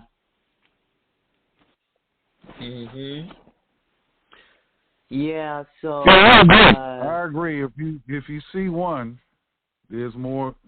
Matter of fact, I got it in audio somewhere. I played it like in our first year doing It's My House, where this lady, she was living. No, it's a guy, handicapped guy too.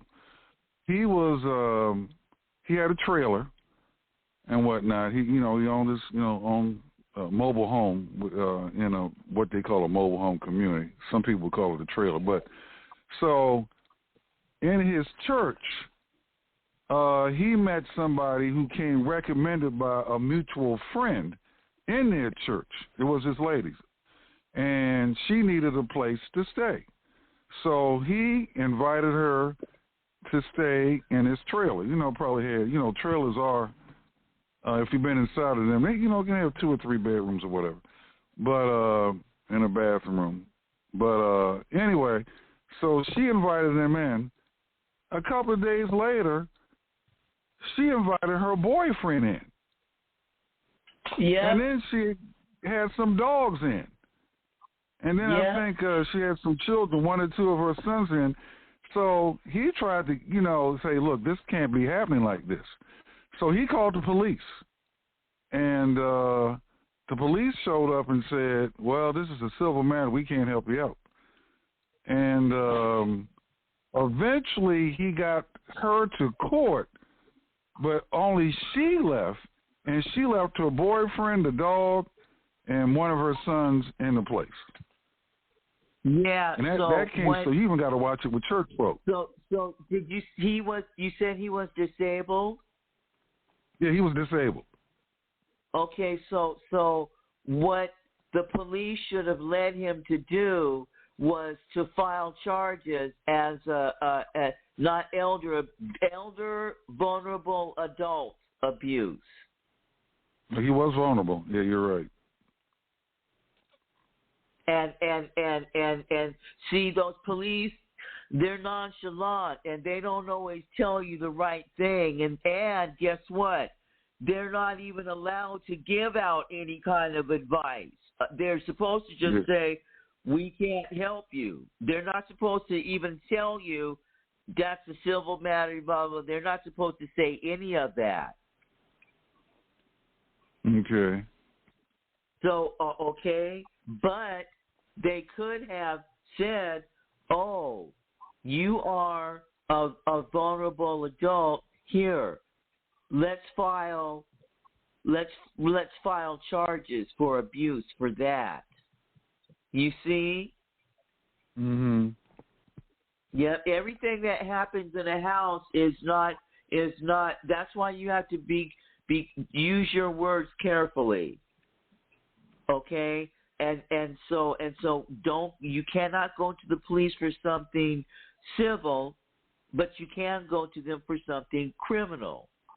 And abuse of elders and abuse of vulnerable adults is an arrestable offense.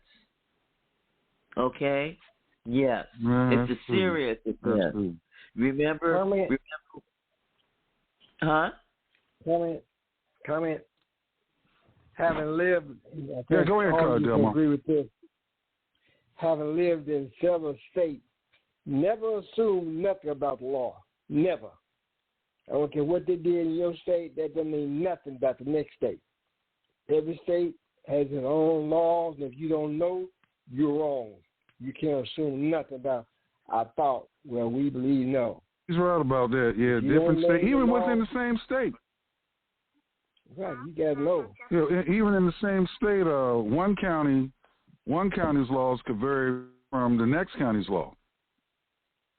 Yeah, well, in most places though, they have elder abuse and vulnerable adults. Yes, they do. It just anywhere that they have domestic violence and personal protection, you understand? They're going to have that too. Right. So. Well, let me ask this question. Let me ask this question, everybody. Starting with you, Robin. We'll go round. In your opinion, what would be? Well, I don't know if "cure" is the right word, but I can't think of any. Well, you guys. How can you? Well, is there a cure for homosexualism?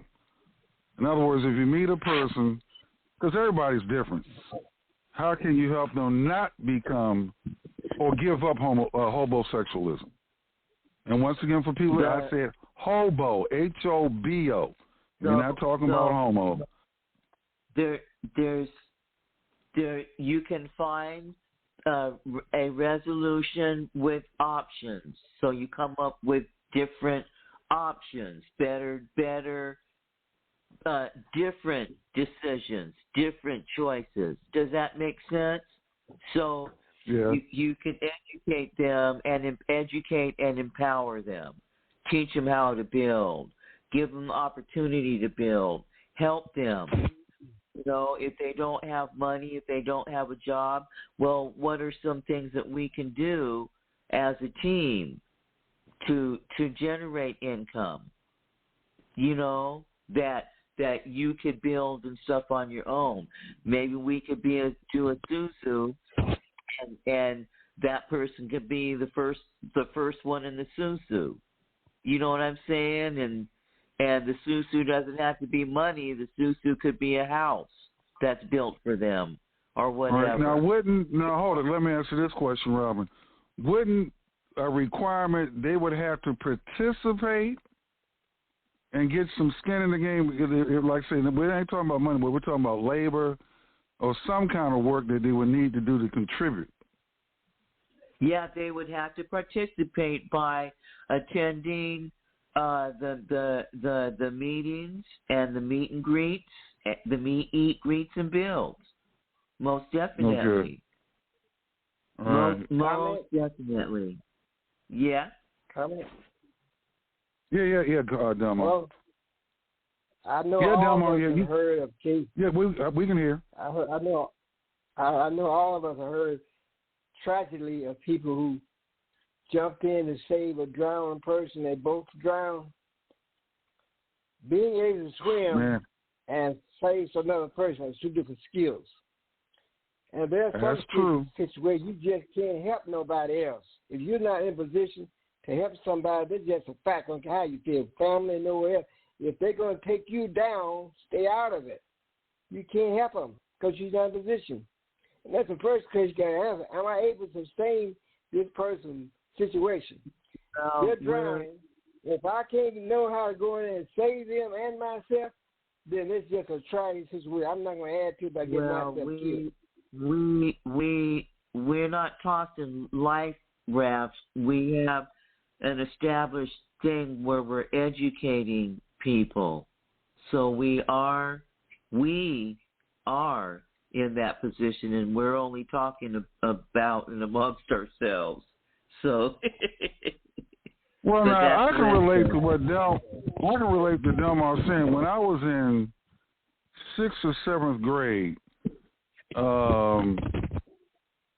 I knew how to swim. I had to learn how to swim like 8 years old, which was probably late by some people's standards. But anyway, so 7th grade, there was a friend of mine at the time. I lost track of him. His name was, I'll just say Mark. I'm not going to give his last name. So Mark didn't know how to swim, and the deepest part of the pool was just 10 feet. But he was more like a shallow one of the type. But, you know, if you know how to swim, 10 feet is not much at all. So one day somebody pushed Mark into the deep part of the pool, which is once again 10 feet, which if you don't know how to swim, you think that's, like really deep. And he started to panic, my friend Mark. So me knowing how to swim, I had a few years in swimming by then. I decided to jump in and try to save Mark.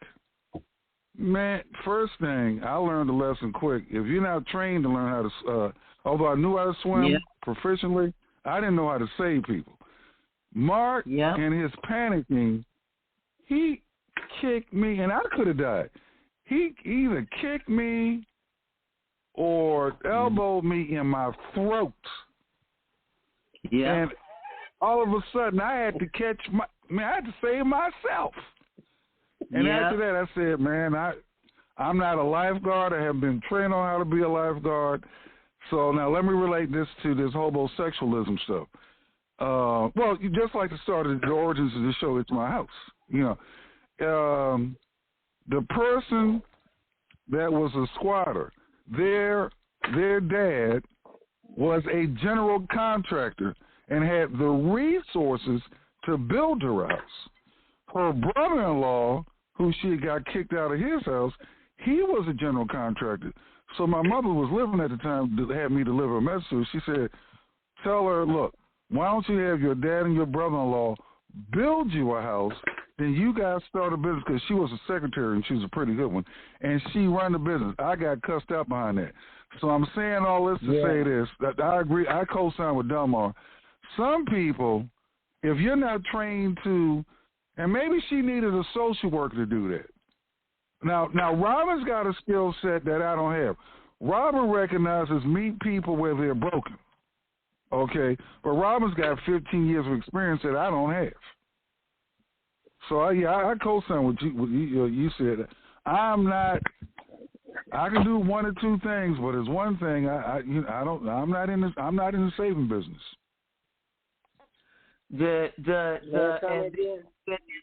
And people, watch this. Even paramedics, right? When they go up and approach a person, when they get them on that gurney, what do? They put a belt around them. Not so much as to restrain them, but to keep sometimes people go into shock and they become combative. Okay? True. Yeah. The whole point, the moral of the story is, don't be getting into situations that you're not trained to handle. It's like that simple, because injured people can injure you. And so one of the first things that they teach in first aid training is your own personal safety and well-being first. True. So, again, go ahead, guys. Don't got a comment. I attend what they call first aid training. How you go there and mouth-to-mouth door and stuff to keep her from in Illinois. And at that time, again, law changed.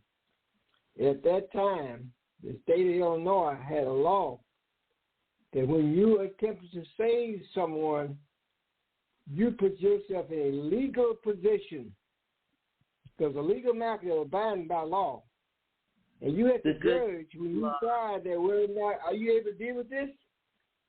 Just because you had good intention, you can end up criminally charged. Negligent. Pick up by try to pick up, because there were laws on the book in Illinois at the time that when you get engaged to help a person, there's certain legal things you involve yourself in. And then again, don't assume nothing about the law. Negligence can pop up. Well, let me ask you, both of you are ministers, and really is involved in his church, because I imagine you two, or all three of you, you've heard all kind of, let's say, complicated stories I don't know if that complicated is the right word to use. Yeah. So, like, I'm not cut out to be a pastor. But I know that. But other people are. Again, there's a bit of wisdom that goes with anything, and what you want to do is practice the reality that just because you intend to do something that's noble and would be expected doesn't mean you can. There's a difference between intention and can, ability. Yeah. Swimming is a skill. Saving and drowning people is another skill. People in domestic situations, houses, homes, all that, that's a knowledge-based thing. If you don't know what you're getting into, like you're talking about letting someone move in with you and stay with, if you don't know the laws, you could get you in court for months and maybe years trying to deal with something you couldn't prevent it by saying, I tell you, go to an agency, professional people, Salvation Army, certain church that have legal status. You go to them, let them handle those cases. If the person refuses to go to that, then you can't help them. Sir, ma'am, sorry. I'm not in a position to engage you with good intention and put myself in a position where I'm bound, I'm in trouble, I'm out on the street because of some law that I didn't know about. You know, see, that's kind of crazy stuff, but that's the thing. We're told to apply our wisdom, foresee the evil, and avoid it. Good intention may not work out before jury or jury's matter. They may not, well, you should have known that. The law said, bam, now you got to deal with it. Yeah, good points there. That's what I'm getting back. Yeah, good point. And going back to you're not trained. Well, you know, like we had on here, I don't know, 4 or 5 months ago, out of El Cajon, California, Pastor Roland Strand, and he was talking about, you know, they built 6 tiny houses, which they call sleeping cabins for legal reasons, on, you know, the grounds of his church. But each one of those people that are living in those cabins, the sleeping cabins, at night and weekends, they all have to come through social workers. Even somebody that called, she called her name about, I forgot her name. Well, I mean, I haven't heard from her in a while. I got her name in my phone somewhere. But she was on here live one day, and you were giving her direction on what she needed to do is primarily, first step is go get a social worker. Because social workers have been trained in, I'm not trained in social work. Social worker, case management, social worker, yep. Right. Yep.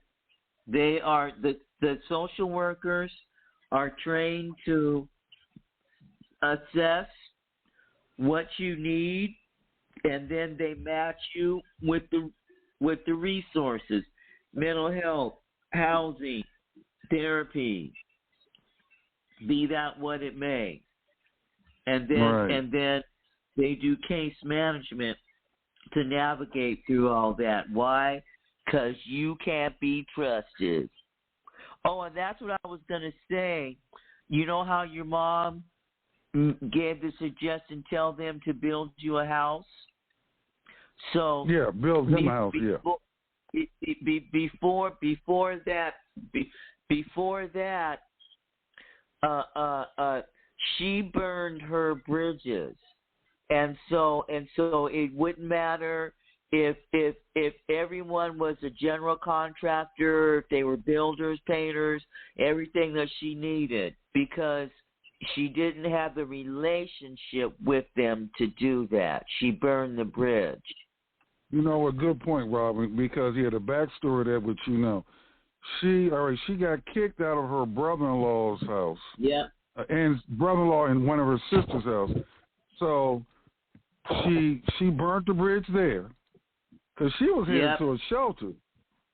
And I just said, well, look, you can house sit for me because I was on my way to Europe for 3 months.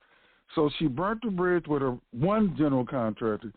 She was headed to a shelter, which means she couldn't go to her dad's house. He was a GC. She couldn't go to her mother's house. She had another sister. She couldn't go to that house, and she had an uncle.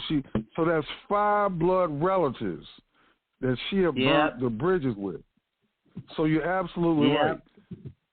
She could have had the greatest general contractor on the planet, but if you burn the relationship bridges, you really can't do anything with it. It's not going to happen.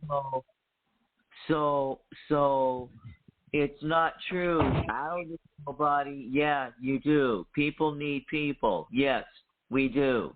It does take a village. Get it together. Yeah. So go back to something I said earlier. You have to assess whether you personally are in a position to help in a particular case.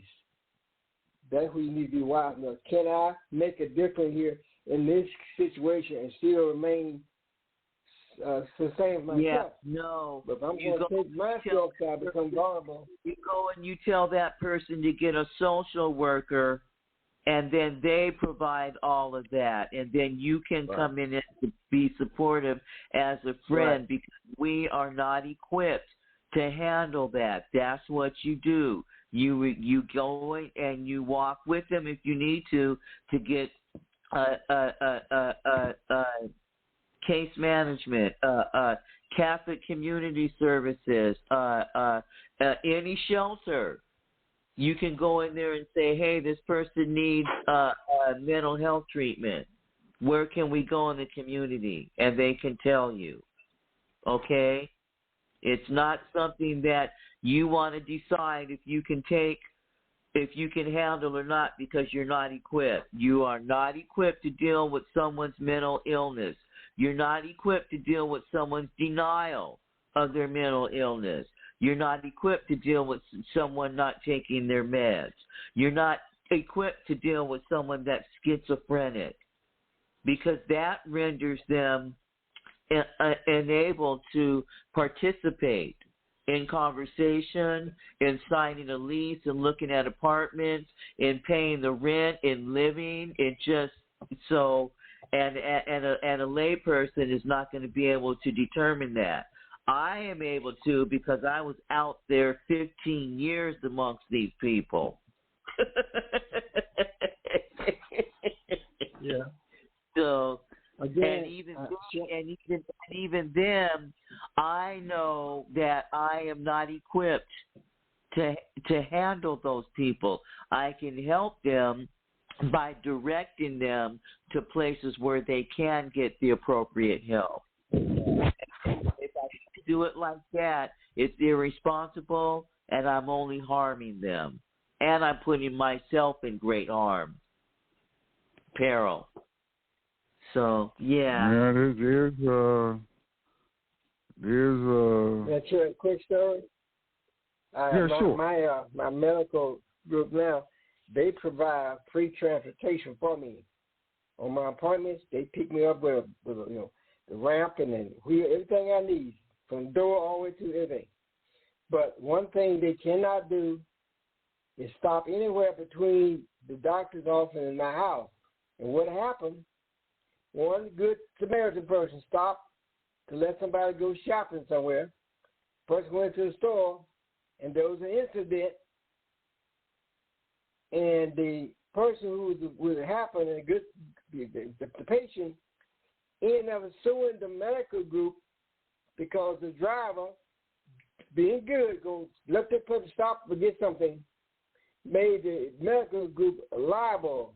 So they said, no, from your door to the medical office back is all we do. Anything between, we're not going to do it because, again, they got laws, stuff they got to do to protect themselves. And this person good and say, oh, yeah, just stop over here and grab some milk or something.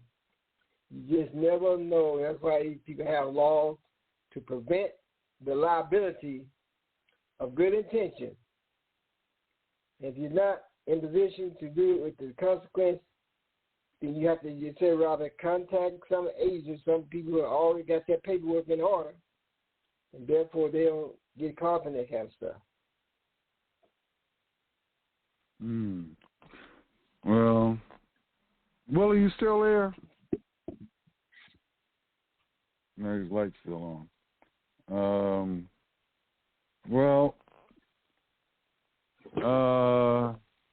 I'm still here. Okay. I guess somewhere down the line, I guess we might have to. Well, all right, hold it. There were two guys that called in last week that they were homeless but living in their car. Both have jobs, of course, both have reliable transportation. So, Robin, what do you recommend? With anybody homeless, they need to still come to a social worker?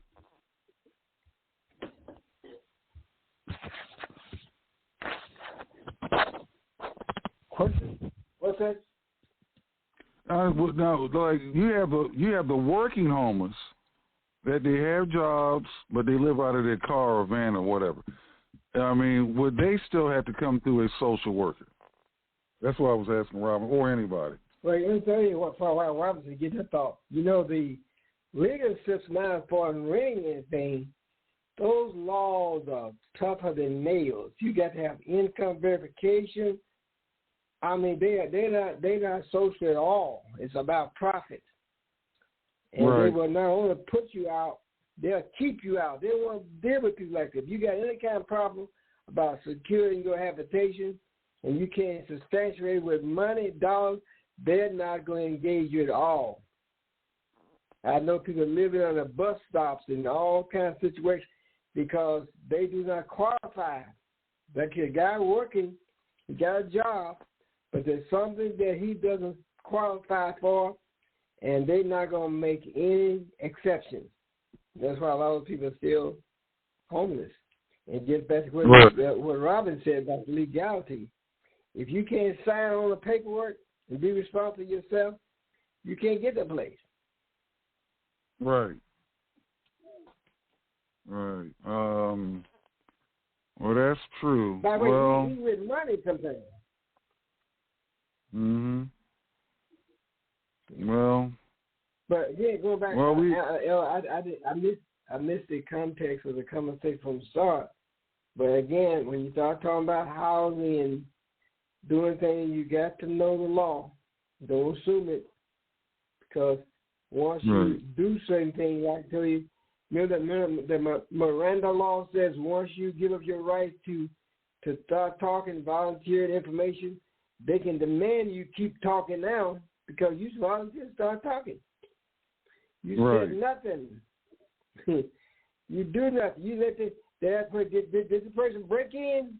Did they have a key? You let them in? Well, then you gave them permission to come in almost. Mm-hmm. And so, again, you just got to know. Just got to know. Well, be interesting if, like I said, I know quite a few churches have a homeless ministry, but I haven't run into any yet that have a housing ministry. Although some churches, they own like apartment buildings and whatnot. But in the way that we're talking about it, learn how to build. There might be somebody out there, but I just haven't run across it yet. And whatnot. Even, in prison, which they call the Department of Corrections in most states. I figure because a lot of people that, one of the most challenging things that, as they call them, returning citizens have to deal with is housing. So some of these guys take up relationships with women. Once again, the women sincerely likes them or is in love with them, and they allow these guys to move in. But the guys who move in, they don't have the same feelings or commitment as the homeowner or the apartment owner or whatever it might be.